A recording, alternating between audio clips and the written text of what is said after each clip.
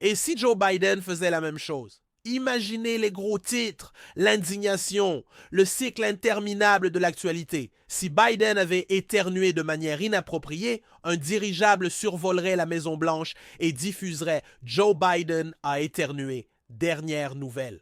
Pourtant, lorsqu'il s'agit de Donald Trump, les règles semblent différentes. Les comédiens marchent sur des œufs en sa présence, car ses partisans s'offusquent de la moindre blague. Mais Wanda Sykes, elle ne se retient pas. Et maintenant, Trump perd la tête à cause de cela. Lors de sa récente apparition dans Jimmy Kimmel Live, Wanda Sykes a fait ce qu'elle fait le mieux. Elle a dit la vérité et l'a rendue hilarante. Assise confortablement sur le canapé de Kimmel, elle a pris pour cible l'ensemble de la personnalité de Trump, la réduisant à ce que beaucoup ont toujours soupçonné. Une émission de télé-réalité sans fin dont le plus grand concurrent est son propre ego. Lorsque Kimmel lui a demandé comment elle allait, elle a lâché une phrase qui a fait rire la foule. « Je suis une femme noire et lesbienne.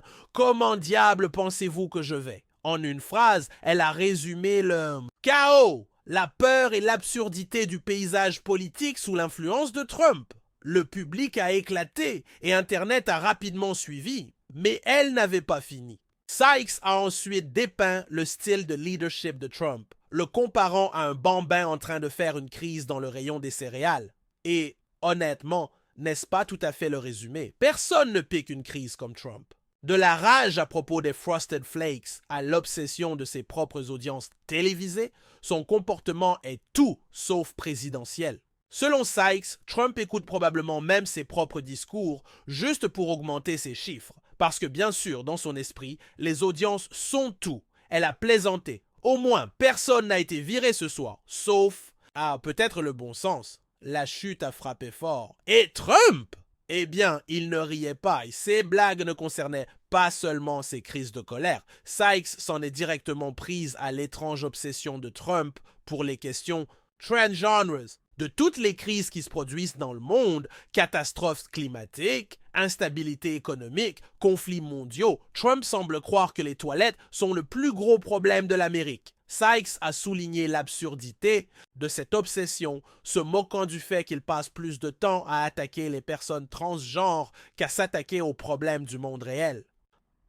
Pendant qu'il est occupé à se soucier de qui utilise quelle toilette, la planète est littéralement en feu, a-t-elle déclaré.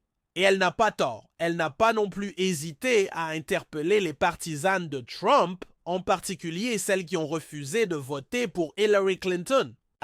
Je veux dire, avez-vous vu The Bachelor? Des femmes se déchirent à cause d'un type, et vous vous étonnez qu'elles n'aient pas voté pour une autre femme. Vous devriez tous regarder Plus de Bravo. La blague a parfaitement fonctionné, mettant en lumière les contradictions du paysage politique, mais sa critique la plus brutale a peut-être été lorsqu'elle a comparé l'obsession de Trump pour le genre à celle d'une personne paniquée à cause d'un ongle incarné alors que sa maison brûle. C'est le niveau de priorité qu'il accorde aux vrais problèmes. Au lieu de se concentrer sur les politiques économiques, la santé ou même ses propres problèmes juridiques, il mène une guerre contre la diversité et l'inclusion dans les médias. Trump est tellement occupé à chercher des gens à intimider qu'il a raté le mémo. Le monde s'effondre et aucun d'entre nous n'a de temps à perdre avec ces distractions mesquines. Et c'est ce qui se passe avec Wanda Sykes. Elle ne se contente pas de raconter des blagues. Elle expose le ridicule de l'acte de Trump dans son ensemble. Il veut être vu comme un dirigeant puissant, mais il se comporte davantage comme un candidat de télé-réalité qui refuse d'être expulsé de l'île. Alors que Sykes fait preuve d'un humour vif et intelligent, Trump se retrouve à piquer des crises de colère parce que quelqu'un a osé se moquer de lui. Comme on pouvait s'y attendre, Trump n'a pas bien pris les blagues. Au lieu de balayer la situation comme un adulte, il s'est effondré, qualifiant Kimmel de sans talent et Sykes de pas drôle. C'est le mieux qu'il ait pu trouver? L'homme qui avait autrefois une émission de télé-réalité où il hurlait « Vous êtes viré !» aux gens a maintenant la résilience émotionnelle d'un enfant qui perd à Candyland. Mais voici le hic. Sykes n'a même pas besoin d'inventer ce genre de choses. Trump donne le matériel aux comédiens. Chacun de ses mouvements, chaque commentaire ridicule, chaque éclat bizarre s'inscrit pratiquement dans un numéro de stand-up. Et plus il se plaint, plus tout cela devient drôle. À ce stade, le personnage public de Trump est une boucle sans fin de malheur à moi.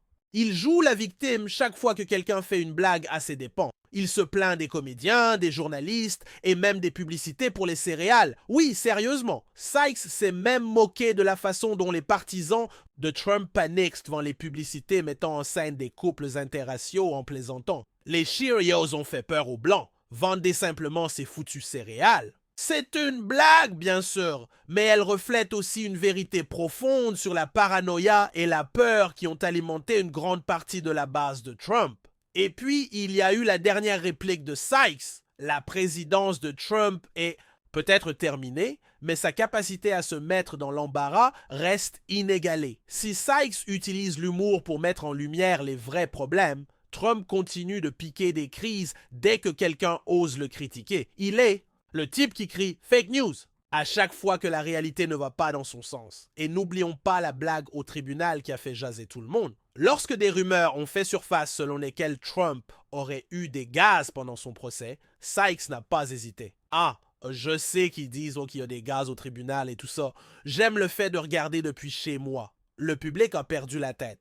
Et honnêtement, Trump aussi. C'est ce qui arrive quand un homme qui a bâti sa marque sur la dureté ne peut pas gérer un plateau de comédie. Au lieu de se concentrer sur ses interminables batailles juridiques, il est occupé à mener une guerre contre les talk shows de fin de soirée et les humoristes. Peut-être que s'il passait moins de temps à se plaindre de ses blagues et plus de temps, vous savez, à diriger, les choses seraient différentes. Mais c'est justement ça. Trump n'est pas un leader, c'est une punchline ambulante. Et Wanda Sykes, elle a tout simplement fait en sorte que nous le sachions tous.